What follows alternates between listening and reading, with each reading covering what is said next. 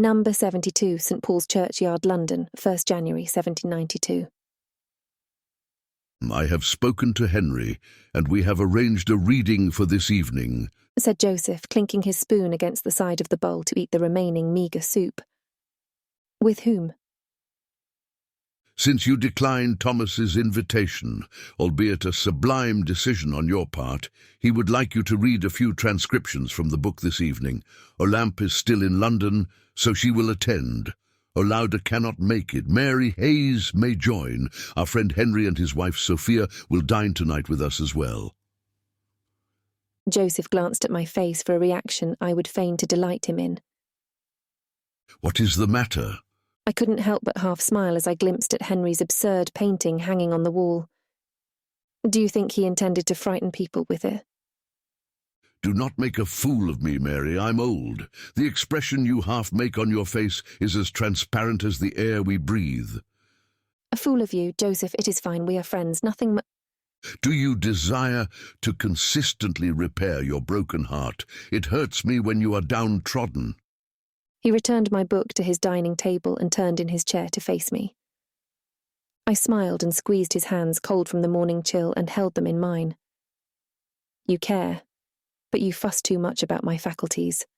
My intentions are pure, I promise. Mary, he is married. Men and women can be friends, Joseph. I only worry about you finding yourself with a broken heart and your sentiments destroyed. You feel with your heart.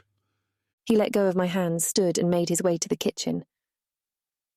Do you remember when you wrote to me from Dublin? I sent you many letters from Dublin.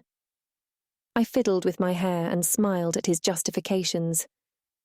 You spoke of enjoying solitude, wandering around Henley, and you longed for peace and independence in London, did you not? He returned to his dining table with a small cup of tea and reacquainted himself with the conversation.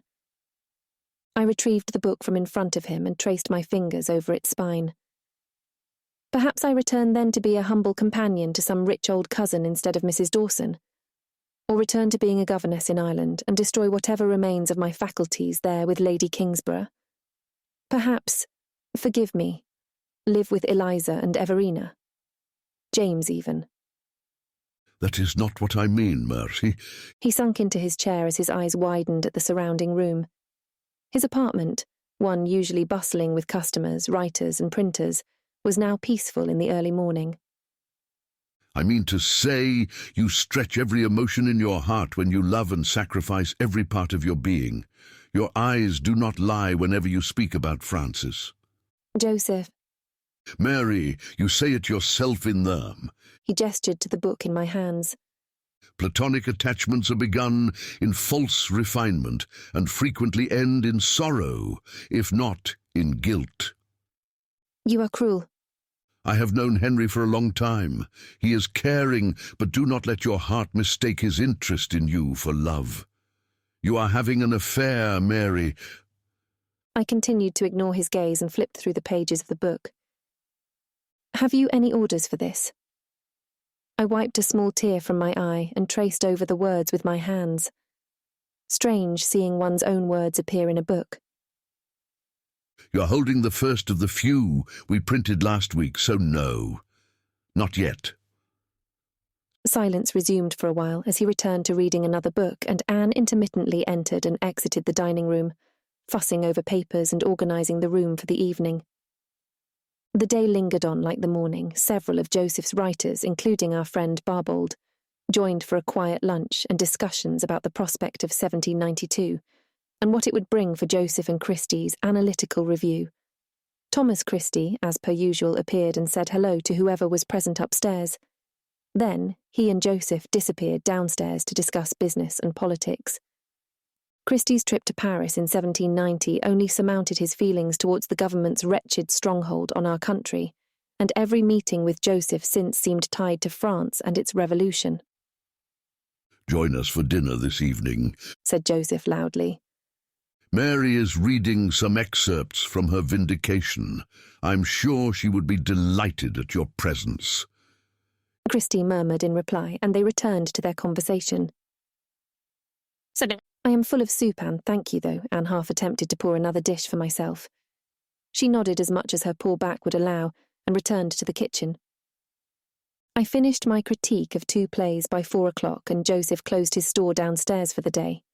After sorting through papers, he returned to the dining table, though it resembled less of a place for food and more of a writer's desk. He never complained. Meet Olympe at her hotel. I'm sure she would be delighted to accompany you back here. I examined the piles of parchments before me. Had I left his apartment today? I strained my mind, but I could not remember. Thomas will, as per usual, be befriending the coffee shop he is a frequent visitor of. Perhaps you also collect him on your way. I nodded, placed several piles on top of other piles of parchments, collected my small satchel, and made way for the churchyard.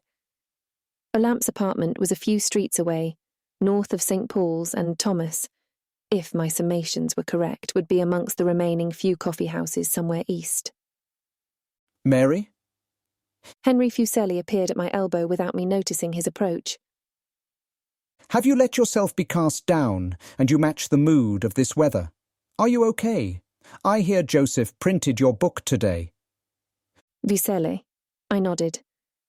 Yes, it printed, but I'm off to find Olympe and Thomas and bring them back here for dinner. His expression turned from worry to curiosity. I glanced behind him and realised there was no one walking in his wake. Is Sophia joining you this evening? No, she is quite unwell. In bed, the poor dear. Oh? Well, I shall see you when you return. Best keep him company. He bowed and disappeared through the front door of number 72. I walked north around the church and arrived soon after at Olympe's hotel. We greeted each other, reacquainted on the news of the day, and headed southeast to fetch Thomas. Have you saw him, madame? Asked Olympe, half attempting to speak through her scarf. It has been weeks for me. Say, the last time I saw him was at the dinner. I am surprised you are still in London. I thought you were returning to Paris. Oh goodness, I cannot quite remember with what is occurring with everyone. Soon. We weaved between horses, carts, boxes and goods whilst in conversation, which proved far more difficult than it needed to be. You should join me in Paris, when I return or not. Oh, I forgot to mention to you, we plan to travel soon, Joseph and I, possibly Henry as well. The Fuseli man? Gosh, is he so handsome. I could sense she was hiding a smile. I would, however, like to remove that painting from the wall of your Joseph's room. It scares me so. I smiled at the thought of Olympe and I removing the painting in the early hours of the morning. We entertained ourselves in conversation and before long entered the small coffee house by the Thames. A select few gentlemen turned around from their chairs at our presence. A beautiful French woman and a woman who appeared in a perpetual state of exhaustion. I am looking for Thomas Paine. Is he here? One man pointed to the corner of the establishment where Olympe and I found him deep in conversation with several men around a small corner table. Oh, heavens. I am late for dinner, aren't I? I approached the table and smiled, nodding in reply. Well, gentlemen, I will see you next week. Same time, eh? A few of them raised their drinks to him and mumbled amongst themselves for a shot while as Thomas collected his things and thoughts. Of course, Thomas, replied one man. Thomas stood, nodded to his friends and returned outside with Olympe and I. Aye.